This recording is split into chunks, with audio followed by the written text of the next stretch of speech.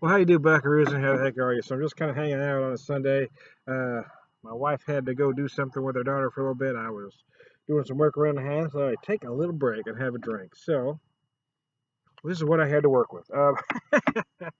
Sometimes you just got to work with what you got. So I did have some Jim Beam Devil's Cut, and I was in the mood for a Manhattan, and I had most of the ingredients, so I just kind of winged it. I did have some Devil's Cut, so I've got about 2 ounces of the Devil's Cut in here. I've got a half ounce of some Martini and Rossi Sweet Vermouth. I got a few dashes of Reagan's Orange Bitters. I didn't have the garnishes handy. I didn't have the cherry, so but I can live without that. That's why I'm not calling this a true Manhattan. It's sort of a version of. Traditionally, yes, there are some that insist you make it with rye. You can, that is traditional, but I don't think you're out of line by making it with bourbon. Personally, I like bourbon, a bourbon Manhattan. I think it's a bolder drink, but there's nothing wrong with a rye Manhattan either. I've actually made versions of it using Irish whiskey. I like it. Anyways, how the heck are you? Oh, there's my cat Beast.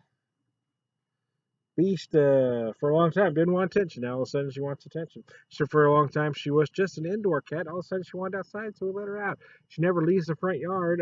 She goes inside to eat, but she wants to be outside most of the time now. She's always been a little, but she's a sweet cat.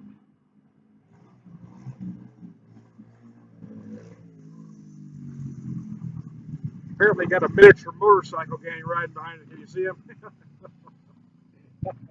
What if they got little mini knives with them? Anyways, that was a bad joke. I know. Little mini motorcycles. Anyway, they drink ponies. Wow. Let's take a drink, shall we?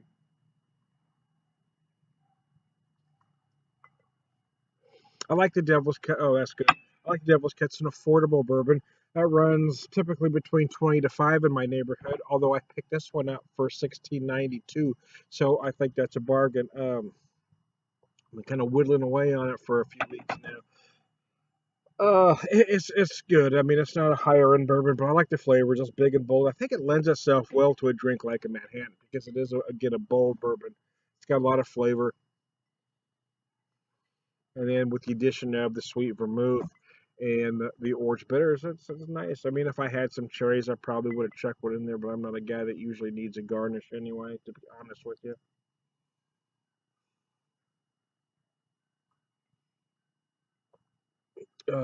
So it's been a kind of interesting time lately, right? We all kind of, oh, excuse me, I'll scratch my nose.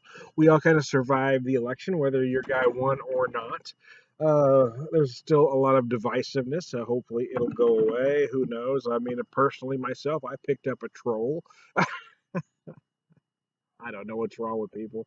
I mean, if you don't like me, don't like me. I mean, we were friends on a social media site. I made a comment on one of his posts. I didn't attack him. I didn't say any bad things about him. I made a comment about, well, about his post or the policies maybe, but I didn't attack him personally. And then he made comments attacking me personally. And then he kind of chicken shitted out and unfriended me so I couldn't respond. So he says nasty things about me personally, but I can't respond to him. So that's the problem with trolls is they're chicken shits. So anyway, the problem is that I was done. I was over. I say what I got to say, and I'm done with it. And that's the problem right now is we become like the Sith. If you're not with me, you're against me. It's gotten so where you can't have a disagreement with somebody and still be their friend. And I would have had no issues. I mean, if it would have been forgot about the next day, I'd have been fine. But then he started making comments uh, on other posts that I have out there, on non-political posts, making political comments, and he's done the same on my YouTube videos. Are there really? Is that all you got to do? Are you really that sad? Are you really that much of a sad, scared little individual that now you've got to chase me around? I disagreed with your stance on politics, and now you've got to chase me around all social media and say nasty things about me. Why are people like that? I mean, it's just that small-minded, mentality. These guys are just scared little individuals. They just need some help, man. I hope this guy gets a good therapist because he clearly needs one. But he's chasing me around now, making nasty comments about me, and I've said nothing bad about him other than I just now called him a chicken shit because I think he is. I mean, it is. Just, why do you need to be nasty? I mean, like I said, if nothing else was done about that, the next day, I'd have been fine talking about beer again with this individual. We disagreed on a political stance. That could have been the end of it, but it's become this nasty thing because he took it personally for whatever reason. Although I never said anything about him personally. Although he attacked me personally over and over again. I just don't get these folks. Beast. Anyway, I'm sure he'll watch this and give me a thumbs down. I don't know if he'll say anything because he's kind of a coward.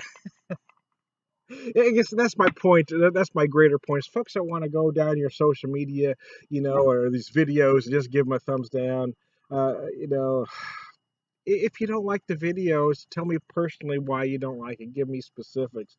But don't just, he's going up and down my social media making the same political posts, attacking my, how I feel about politics. He's not attacking the video per se. He's attacking me for something I said on something else. And that's what's wrong with these people. This guy is the very definition of a sad, pathetic little troll. Sad, pathetic little troll. Yes, you are. I don't hold a grudge. I mean, if he sent me a message, say, "Hey, Tom, I apologize. I got upset about this. Went over the rails. Can we let it go?" Yeah, I'd be fine. I don't have an issue with that. But he didn't. He's just continued. I mean, this happened over a week ago, and he's still following me on social media. Leaving nasty comments, and I just don't understand these people.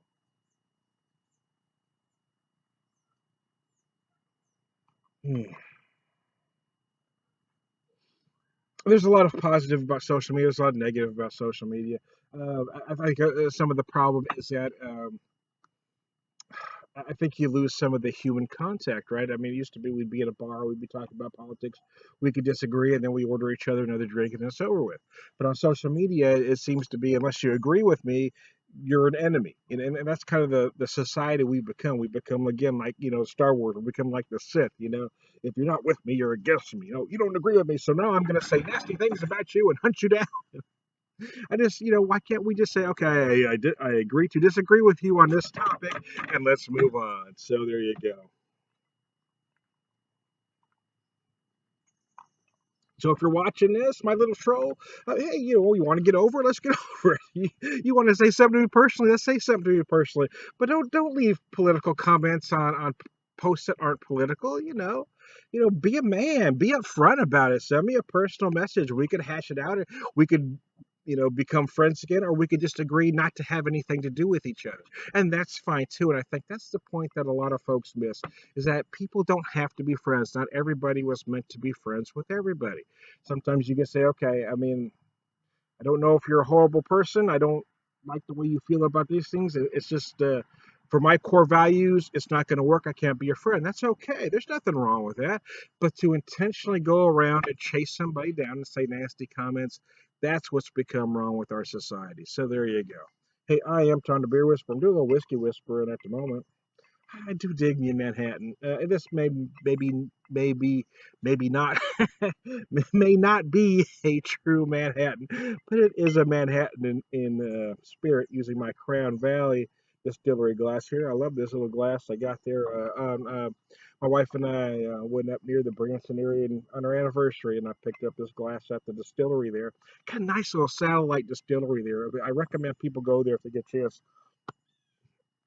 They don't brew any of the beer there, although you can buy the beer. They do have beer tastings.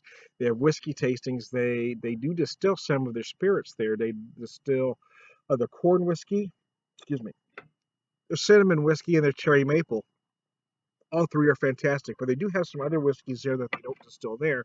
Their Crown Valley Coldwater whiskey is absolutely brilliant, in my opinion. It's about 35 a bottle, but it's beyond gorgeous. Their Missouri malt, I believe, runs about 25 bucks a bottle. It's a great unaged whiskey, one of the best unaged whiskeys for the money, in my opinion. So there you go. Hey, let me finish this up. Hey, I am trying to beer whisper. Prolific craft beer drinker, beer evangelist, occasional whiskey drinker, and all around good guy. And I still approve this message.